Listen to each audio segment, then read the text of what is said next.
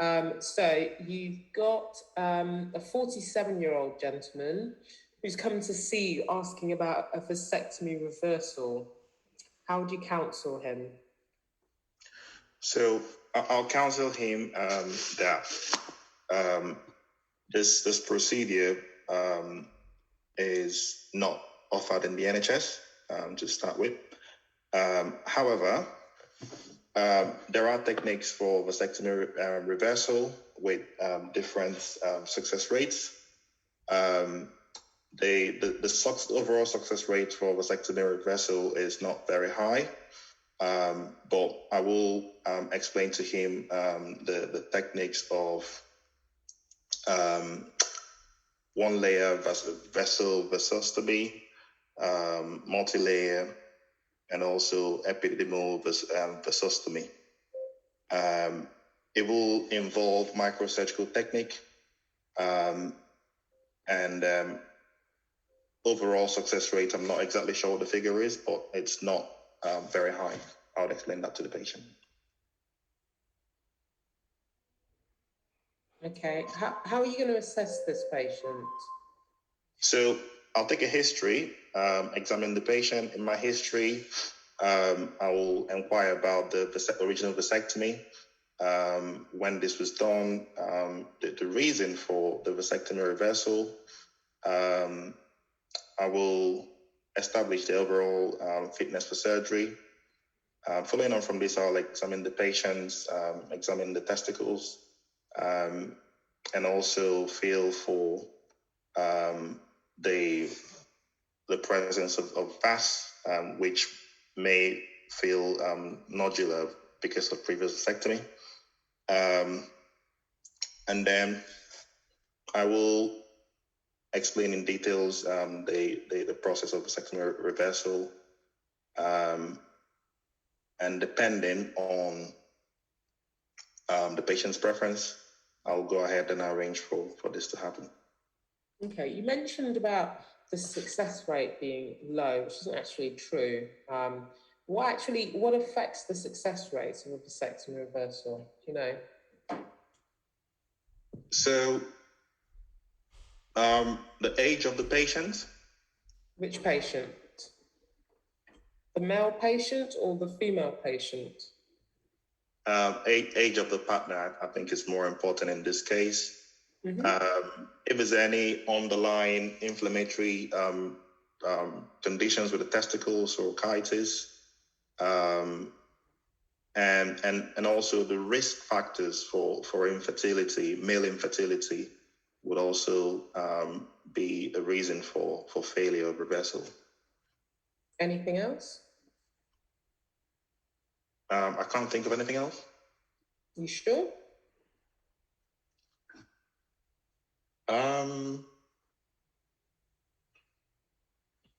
No. Okay. So the patient tells you he had a vasectomy 10 years ago. He wants to have 1 or 2 children. There are no female factors. His partner is 30. He has had 1 STI in the last 5 years. It was chlamydia. When you examine him, he has a normal volume testes and his epididymi are dilated bilaterally. The vasectomy site is easily palpable in the scrotal neck on the right, but on the left, it's closer to the testes. Did you get all that? Yes. Okay, so what investigations are you going to organise for this gentleman? So I will start off with an STI screen just to rule out an underlying STI in this patient. I will arrange for, not sure a vasography will be useful in this case, because we already know that it's the vas is divided.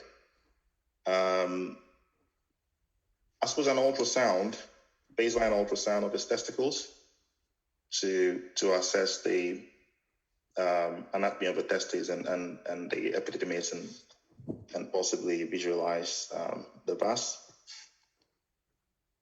Mm-hmm. Anything else? Nothing else I can think of. Okay, so your registrar has done a semen analysis on him and some hormone profile. Have you got a pen? Yes. So his volume is 4 mils. He has no sperm. The pH is 7.4. The fructose is 15. His FSH is 2.5. His LH is 4. And his testosterone is 16. How would you interpret these results? So, normal hormone profile,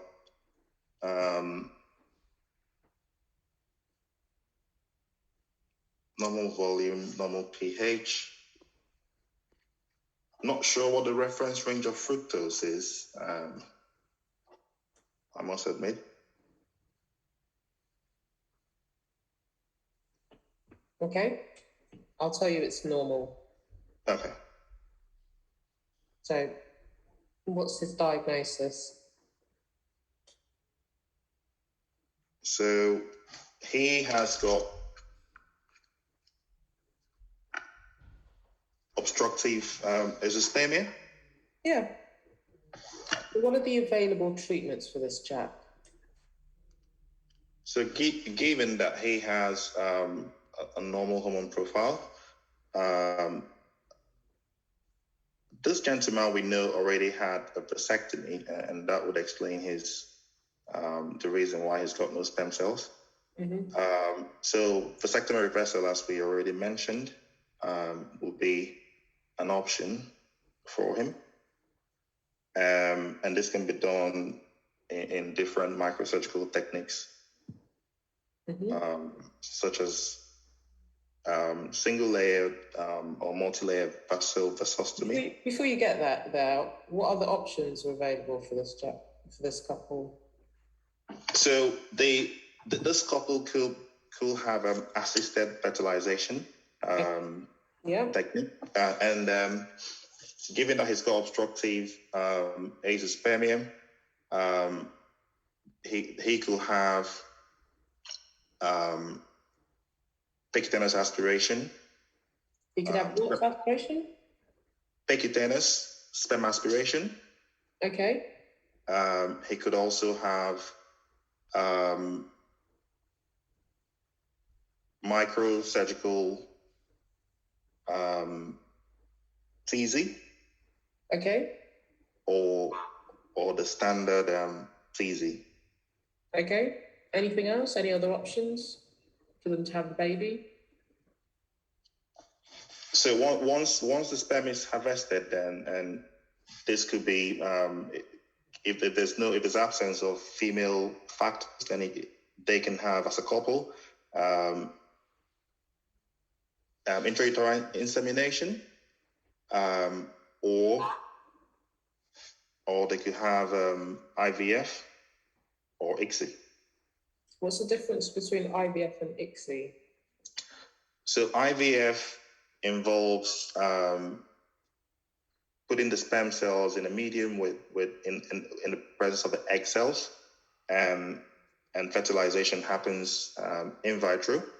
ICSI is intracytoplasmic sperm injection, where the sperm cell is directly injected into the ovum for fertilization to happen. And which one, when do you use both of those?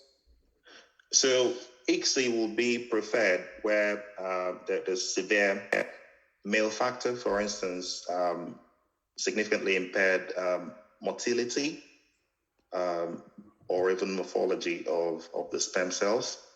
Whereas IVF, you're relying on the ability of the sperm cells to swim and fertilize the egg. Have you heard of IUI? What's IUI? Intrauterine insemination. What's that?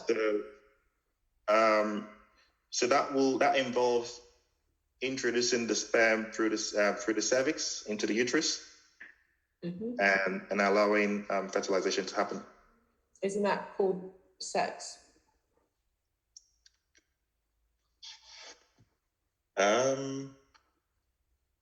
Not necessarily, because sex involves the male and the female having coitus. Whereas if that's so if they haven't been able to have a child with the couple having sex, what's the difference between artificially inserting the sperm and the chap doing it himself? I'm not actually sure of the specifics of intrauterine insemination. This is probably my vague understanding of it. Okay, that's okay. So we've talked about some of the options. The other option, don't forget, is adoption. Yes. So what factors would you consider when you're deciding which option is best for this couple? So the factors to consider, and this has to be in combination with the partners involved, will be the age of the parents or age of the partners. Also, which one in particular, or does it not matter? The female partner particularly, because if they're post-menopausal, for instance, then they may not be able to carry a pregnancy, and so the option may not be able to. They won't be able to. So having this discussion if the female partner was post-menopausal. No, we wouldn't actually. Okay, so that's not really a factor. So why is the female age important? So there's evidence to show that with higher age of the female partner, the success rate of assisted fertilization is actually lower. So it's better if How might that? Sorry. Why might that be? So it will be a combination of the hormonal balance or hormonal production, because then we know that this decrease the sex hormonal production or the hormones that may maintain pregnancy can decrease as the female partner gets older. Okay. What other factors would you consider for this couple? So, in addition to the female, the age of the female partner, other considerations are the overall health of the female partner as well. The practicalities involved in carrying a pregnancy to term.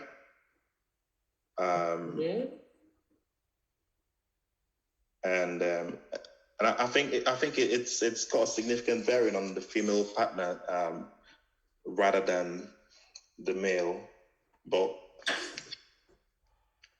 I'm not sure. Okay, I'm going to put you out of your misery. What would you advise this couple about what they should do? Which option would be best for them? How old is the female partner? I know the male is 47, but I didn't get. She's 30. Okay, so given that she's 30, she has a high chance of success at assisted fertilization. I'll discuss all the options with them, including adoption, as we said, and depending on their preferred option, I will probably be. Think is going to be best for them. So, it will be most likely intrauterine insemination. Okay. In the absence of any significant female factors, given her age. Okay. We're going to move on. How do you do a vasovasostomy? Do you know? No. Okay. Can you speculate on roughly how it might be done? That will likely be in a post-vasectomy patient excising the scarred vas and reanastomosing end to end through microsurgical technique. Okay. But I've never seen this done, so I'm only speculating. Okay. And do you know how you do an epididymovasostomy? So it will most likely be, again, dissecting out any scarred vas and through microsurgical technique, anastomosing the vas, the stump of the vas to the epididymis. Okay. And maybe the tail of the epididymis. Okay. What do you think predicts success rate when you do an epididymovasostomy? So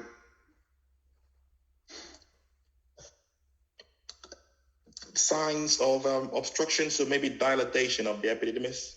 Obstructed. Suggestive of obstruction. So they're all obstructed though, because they've had a vasectomy. Okay.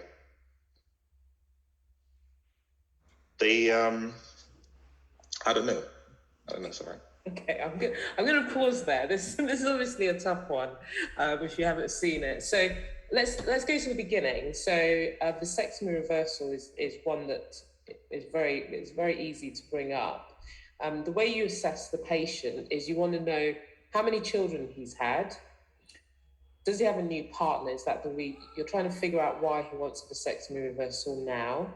Yeah. You want to know if it was easy for him to conceive in the past, how long ago he had that vasectomy reversal as well. Those are all really key bits of information that you need to get from him. Then you want to know, how old is his partner and has she had any children? Has either of them had any fertility problems in the past altogether? Yeah?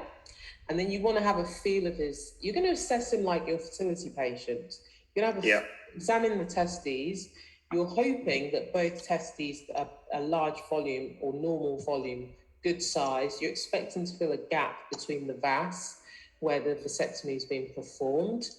Ideally, you want the vas ends to be quite close together. You don't want a big gap between them because it's going to be difficult to bridge that gap. You want the ends to be closer to the testes than they are further up. Does that make sense? Okay. Because it's going to be easier to do the anastomosis. I said on one of the bits, I said that on the right, you could feel the vasectomy site close to the scrotal neck. You're going to have to mobilize the vas a long way to get it down to anastomose it onto the other vas if it's all the way up at the scrotal neck. So that's going to be difficult or impossible. Yeah.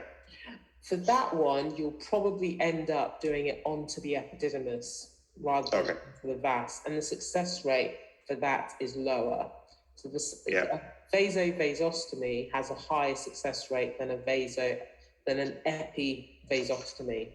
Okay. You always want to anastomose the vas back onto itself if you can. Yeah? Yeah. The longer out the man is from his vasectomy, the lower the success rate is.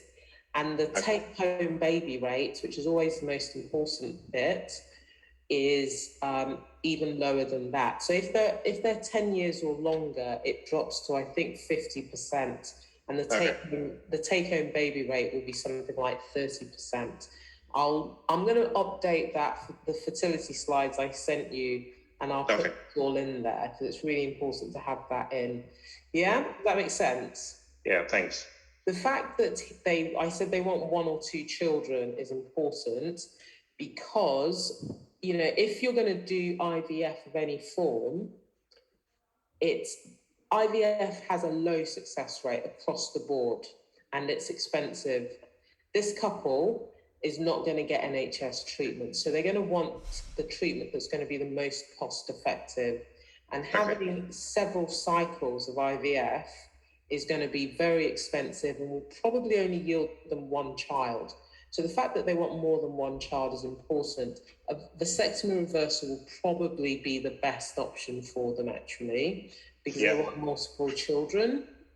However, the female factor is important because her age is 30 and fertility in women starts to drop from about 30, 35.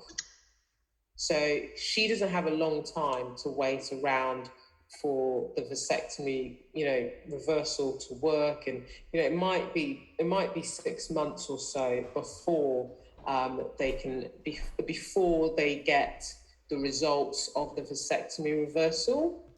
Yeah. Does that make sense? Because you've got to wait for the operation to heal. Then you've got to wait a couple of months to get the first semen analysis. That might still be low. You might end up doing a repeat semen analysis after that. All of that time, her clock is ticking in an adverse direction. So you want something that's going to be quick for this couple. And the quickest thing is probably going to be for them to have assisted reproductive or IVF, essentially, even though I said it's not ideal. But you would counsel them that, look, it's probably not going to yield you more than, ideally you might only get one child out of this.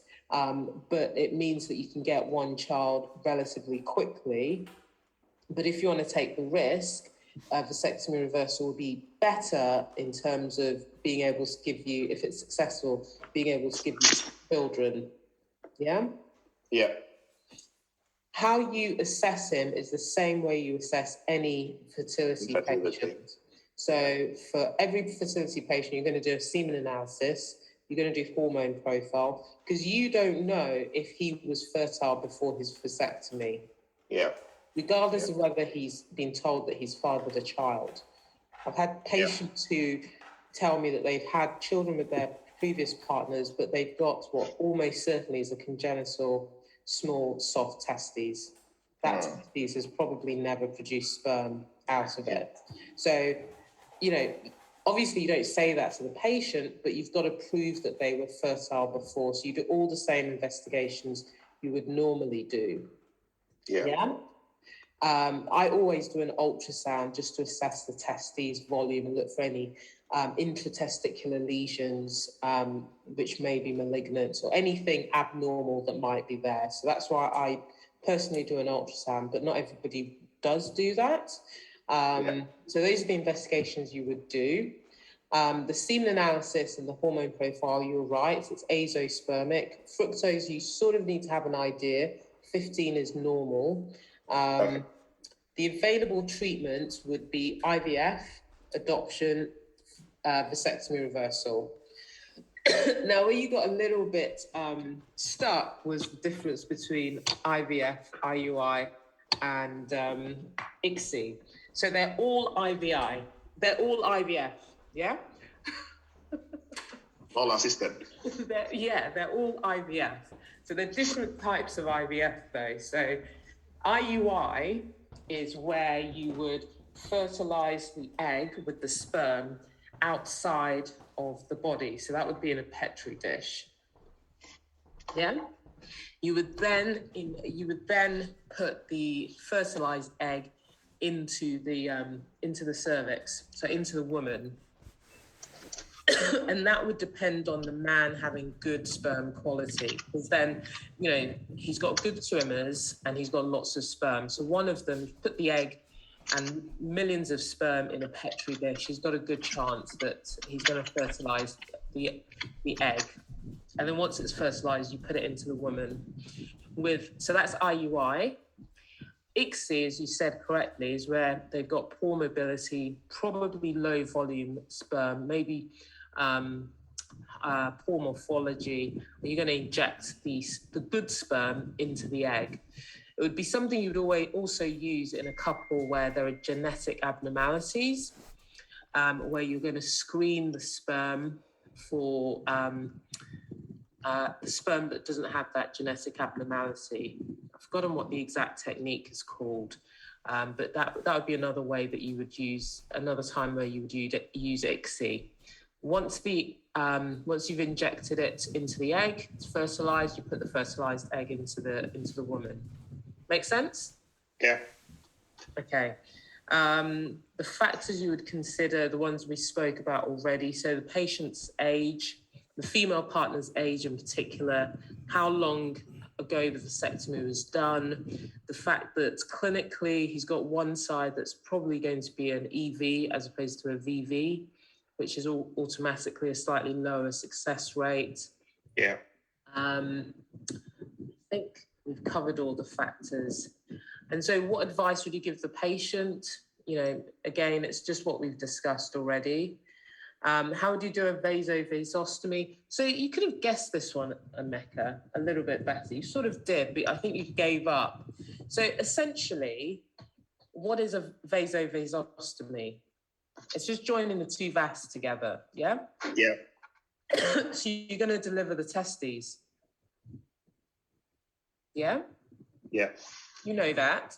You've got to get at the vas. So you're going to make a scrotal incision, deliver the testes, mobilize the vas. You're going to freshen up the two vas ends, and then you're going to do either a 1-layer or 2-layer anastomosis with a 10-0 vicryl suture. Okay. That's it. I think I sort of got there in the end, but you did. When you asked me initially, I'd yeah, but I could tell that you didn't know what you were talking about, which meant I didn't believe you.